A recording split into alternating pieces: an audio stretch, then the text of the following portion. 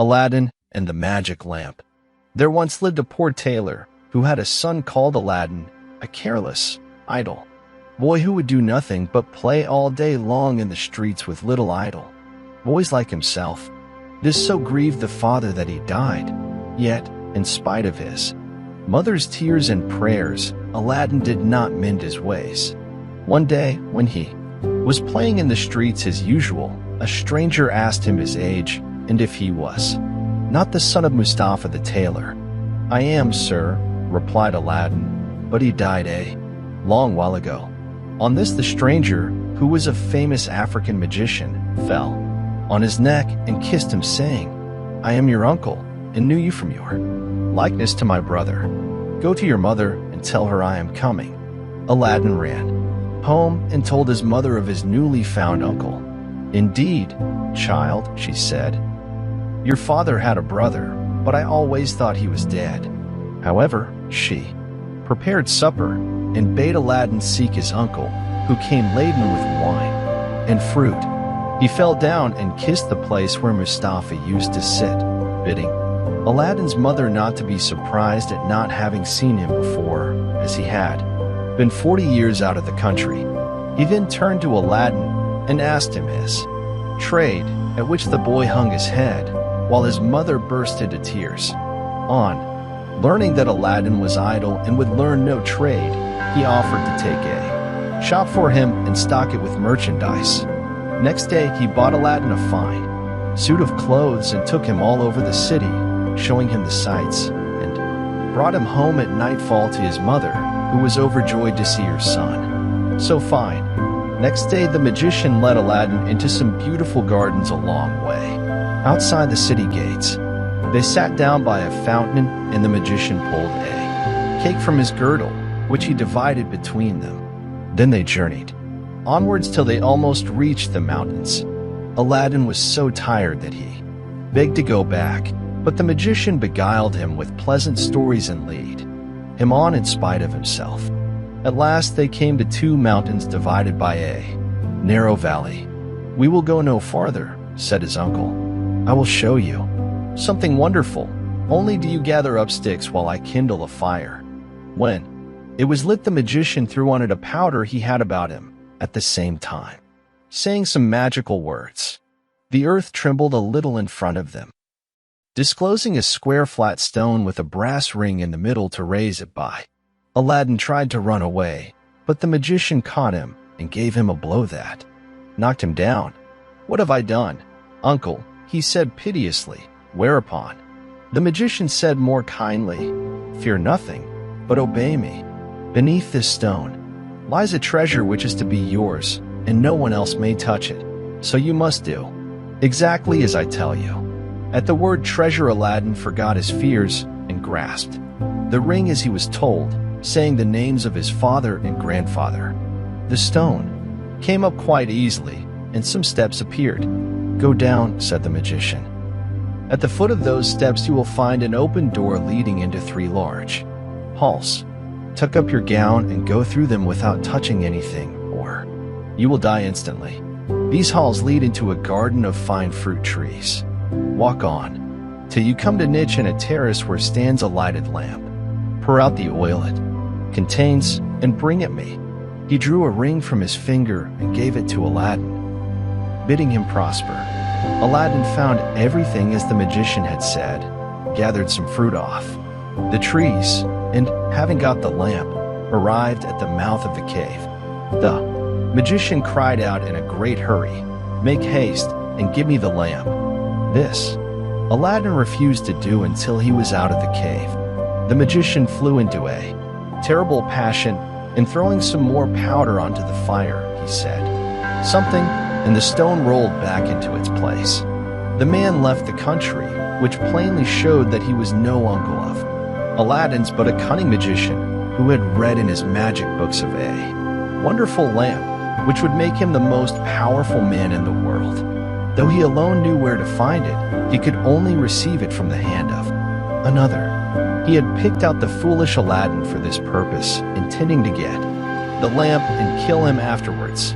For 2 days Aladin remained in the dark, crying and lamenting. At last he clasped his hands in prayer, and in so doing rubbed the ring, which the magician had forgotten to take from him. Immediately an enormous and frightful genie rose out of the earth, saying, "What wouldst thou with me? I am the slave of the ring, and will obey thee in all things."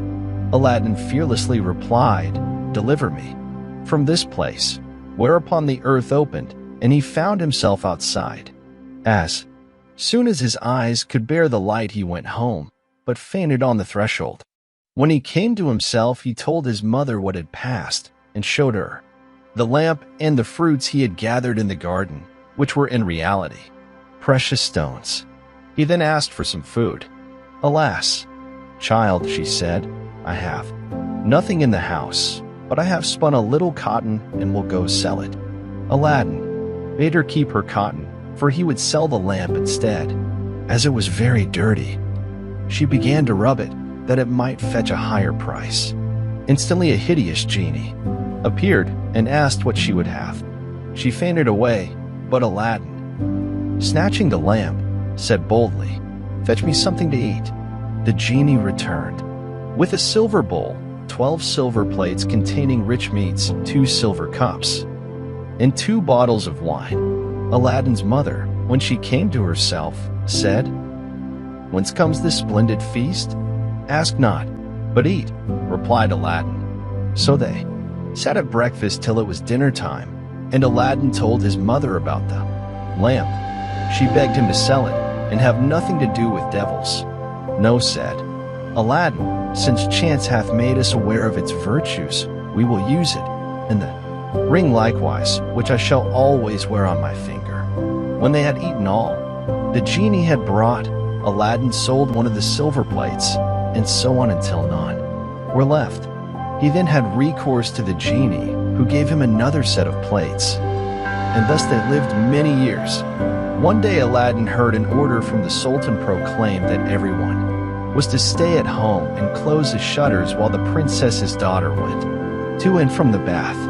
Aladin was seized by a desire to see her face, which was very difficult, as she always went veiled. He hid himself behind the door of the bath and peeped through a chink. The princess lifted her veil as she went in, and looked so beautiful that Aladin fell in love with her at first sight. He went home, so changed that his mother was frightened.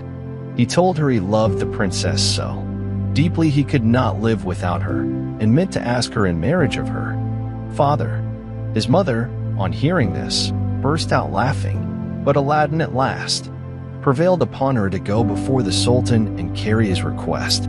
She fetched a napkin and laid in it the magic fruits from the enchanted garden, which sparkled and shone like the most beautiful jewels. She took these with her to please the Sultan and set out, trusting in the lamp. The Grand Vizier and the Lords of Council had just gone in as she entered the hall and placed herself in front of the Sultan. He, however, took no notice of her. She went every day for a week, and stood in the same place. When the council broke up on the 6th day, the Sultan said to his vizier, "I see a certain woman in the audience chamber every day, carrying something in a napkin. Call her next time, that I may find out what she wants." Next day, at a sign from the vizier, she went up to the foot of the throne, and remained kneeling until the Sultan said to her, "Rise, good woman, and tell me what you want." She hesitated, so the Sultan sent away all but the vizier, and bade her speak freely, promising to forgive her beforehand for anything she might say. She then told him of her son's violent love for the princess. "I prayed him to forget her," she said, "but in vain.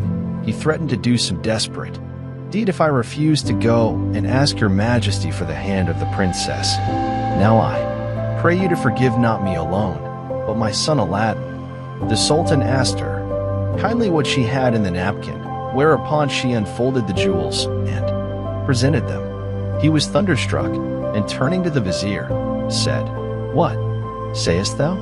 Ought I not to bestow the princess on one who values her at such a price?" The vizier, who wanted her for his own son, begged the Sultan to withhold her for 3 months, in the course of which he hoped his son could contrived to make him a richer present. The Sultan granted this and told Aladdin's mother that, though he consented to the marriage, she must not appear before him again for 3 months. Aladdin waited patiently for nearly 3 months, but after 2 had elapsed, his mother, going into the city to buy oil, found everyone rejoicing and asked, "What was going on?" "Do you not know," was the answer, "that the son of the Grand Vizier is to marry the Sultan's daughter tonight?"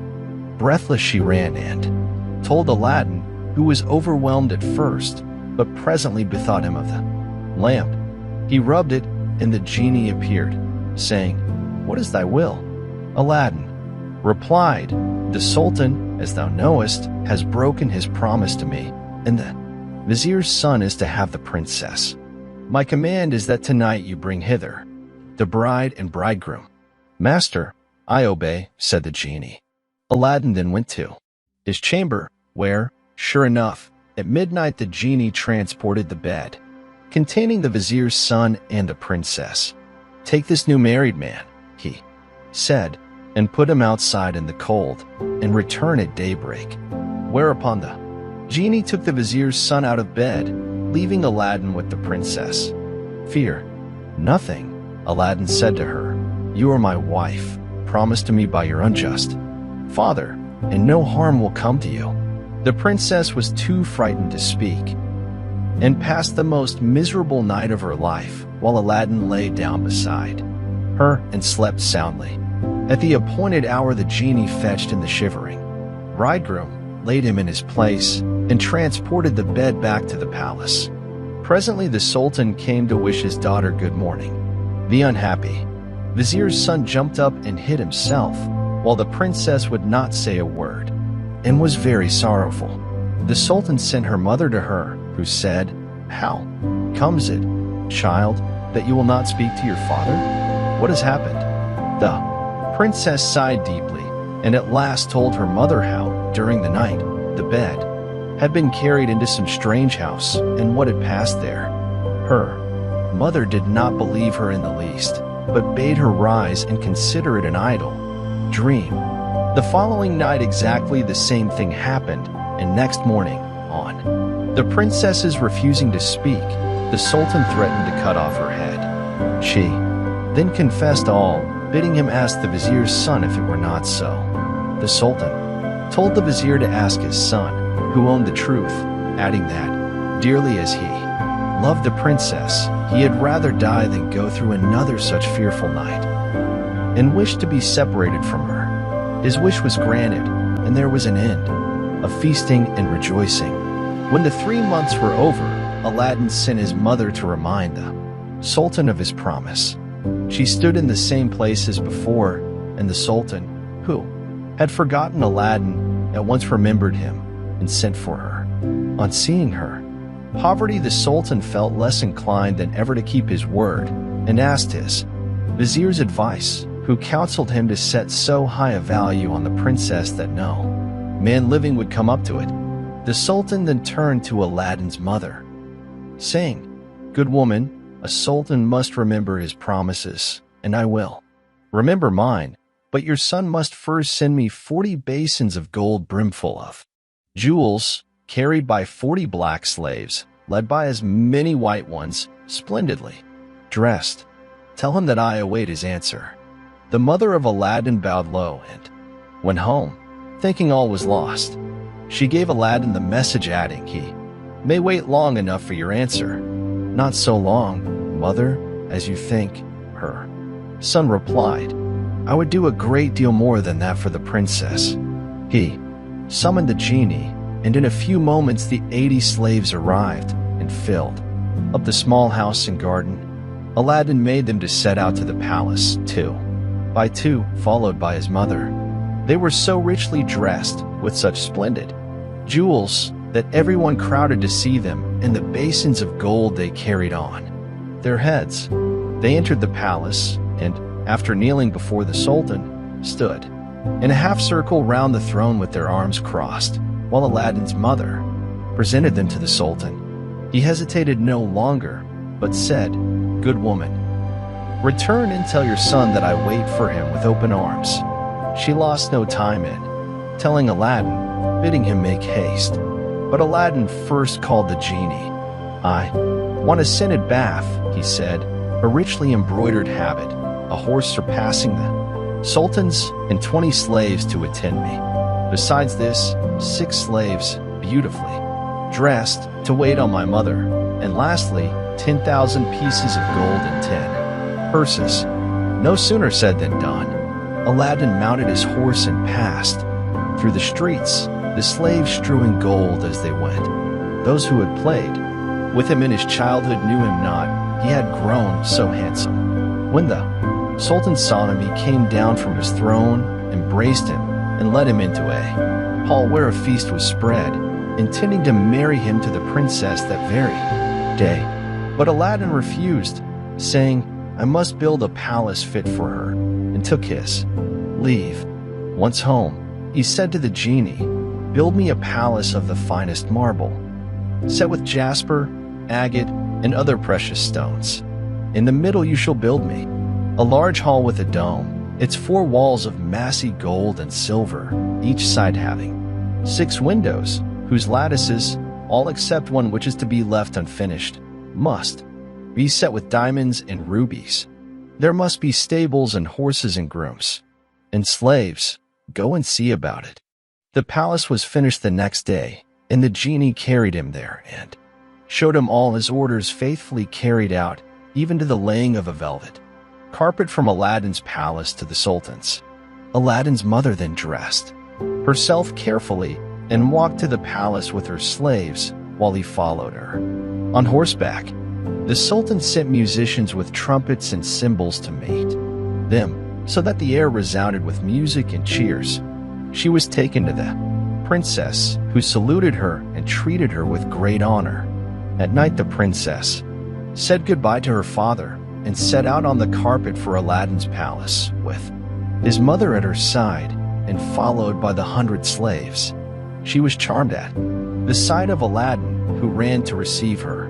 "Princess," he said, "blame your beauty for my boldness if I have displeased you."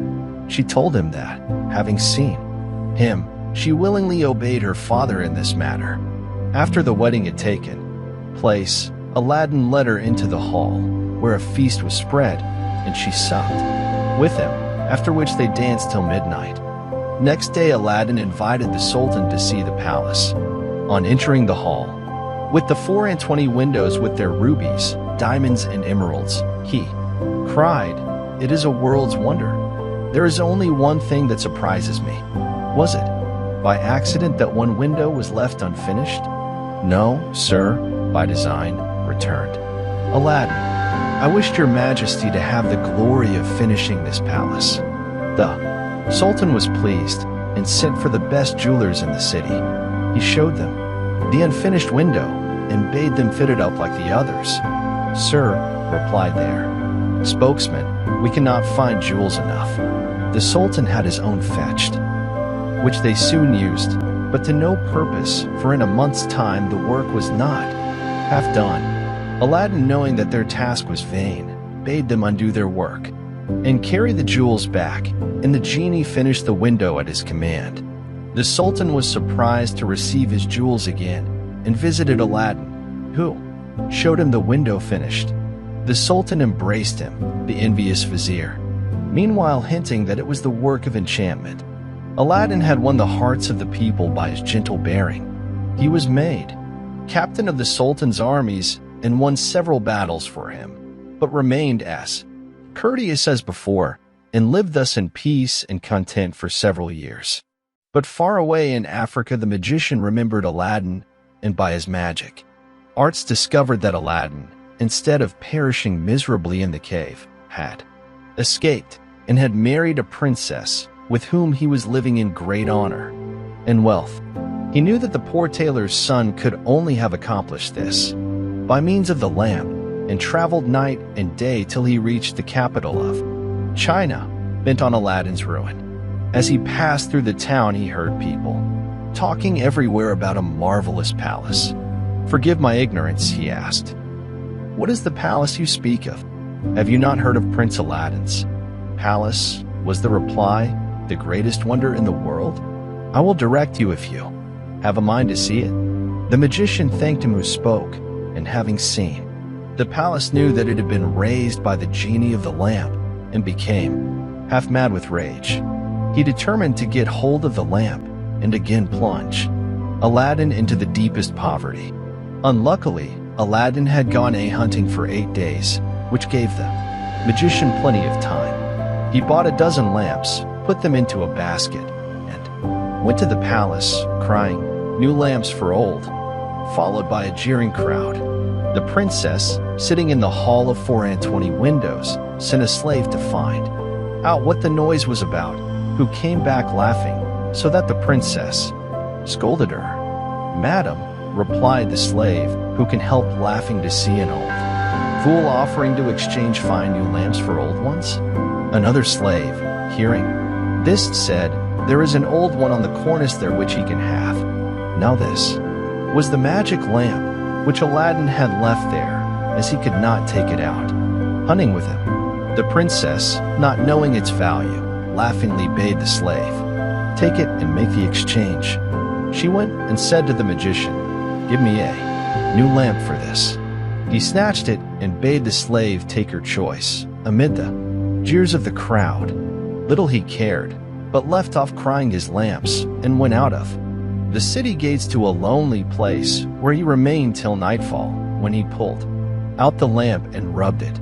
The genie appeared, and at the magician's command, carried him, together with the palace and the princess in it, to a lonely place in Africa. Next morning the sultan looked out of the window towards Aladin's palace, and rubbed his eyes, for it was gone. He sent for the vizier and asked what had become of the palace.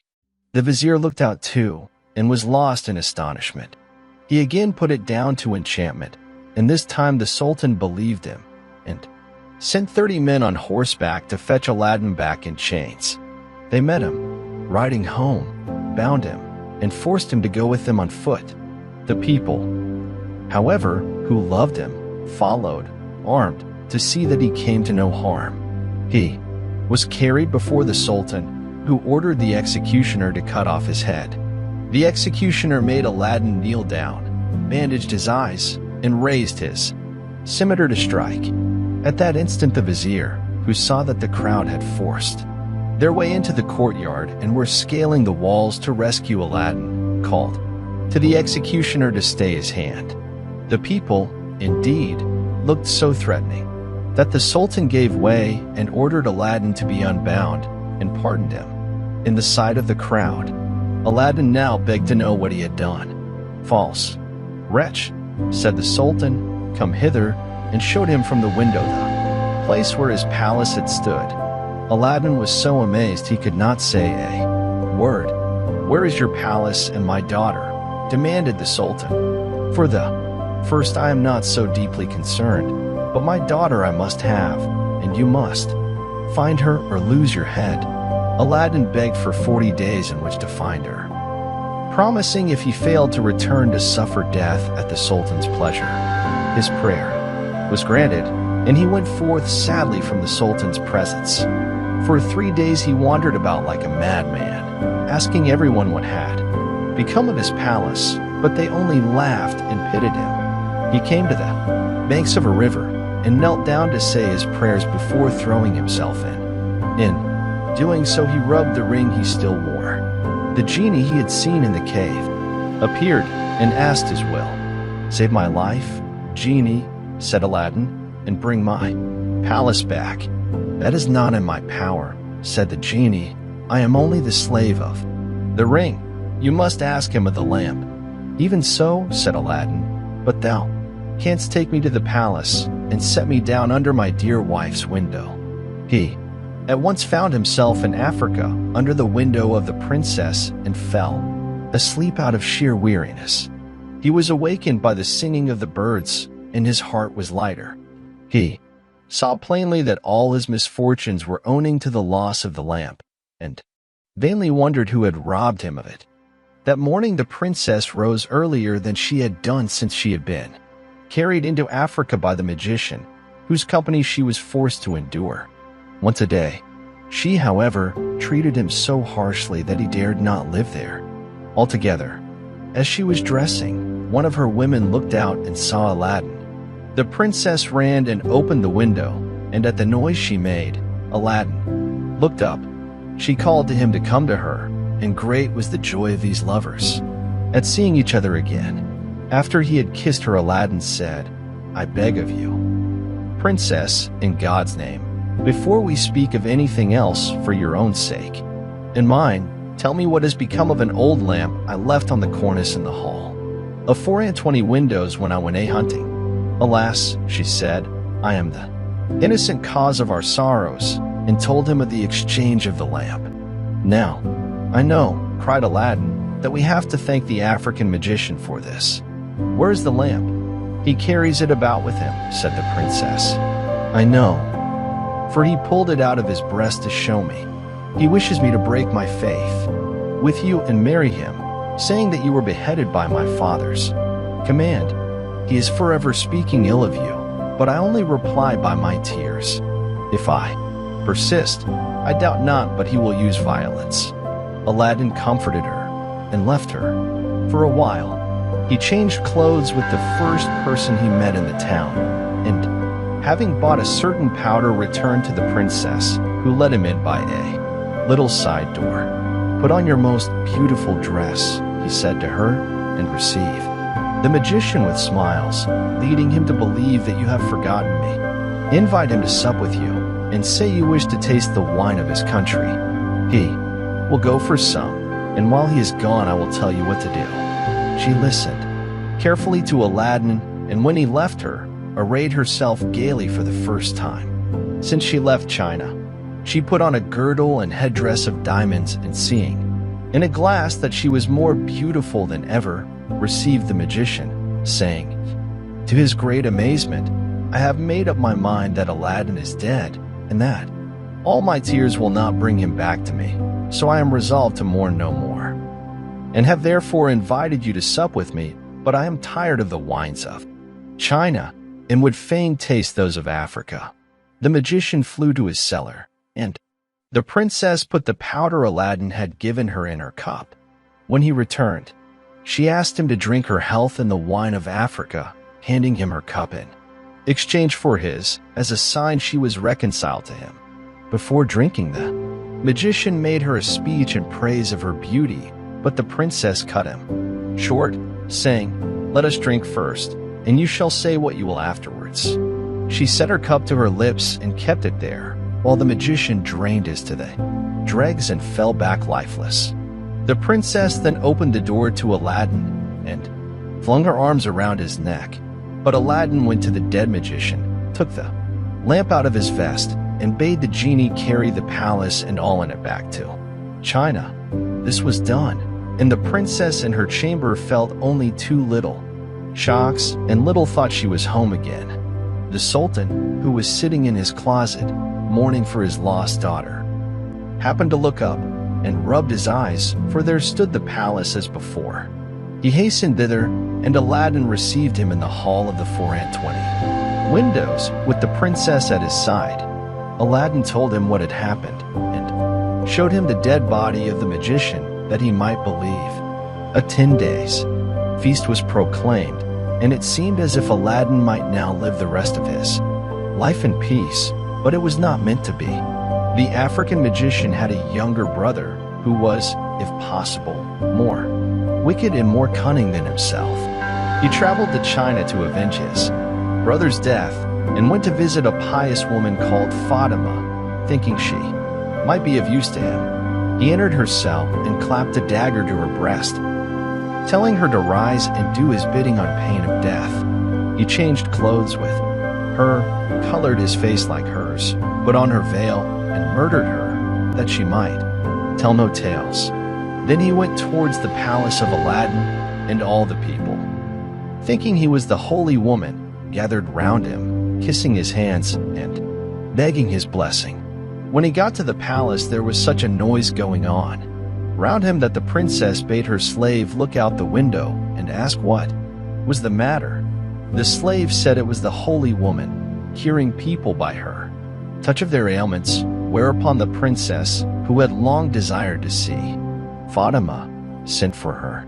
On coming to the princess, the magician offered up a prayer for her health and prosperity. When he had done, the princess made him sit by her and begged him to stay with her always.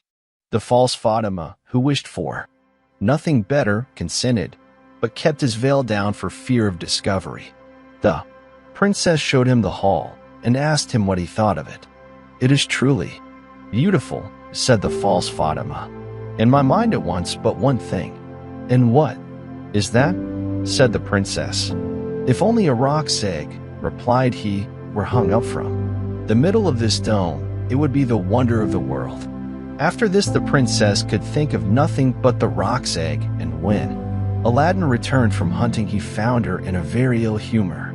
He begged to know what was amiss, and she told him that all her pleasure in the hall was spoilt for want of a roc's egg hanging from the dome. "If that is all," replied Aladin, "you shall soon be happy." He left her and rubbed the lamp, and when the genie appeared, commanded him to bring a roc's egg. The genie gave such a loud and terrible shriek that the hall shook. "Wretch," he cried, "is it not enough that I have done everything for you? But you must command me to bring my master and hang him up in the midst of this dome? You and your wife and your palace deserve to be burnt to ashes, but this request does not come from you, but from the brother of the African magician whom you destroyed. He is now in your palace disguised as the holy woman whom he murdered. He it was who put that wish into your wife's head. Take care of yourself, for he means to kill you." So saying, the genie disappeared. Aladin went back to the princess, saying his head ached and requesting that the holy Fatima should be fetched to lay her hands on it. But when the magician came near, Aladin, seizing his dagger, pierced him to the heart. "What have you done?" cried the princess. "You have killed the holy woman." "Not so," replied Aladin, "but a wicked magician," and told her of how she had been deceived. After this, Aladin and his wife lived in peace. He succeeded the sultan when he died and reigned for many years, leaving behind him a long line of kings.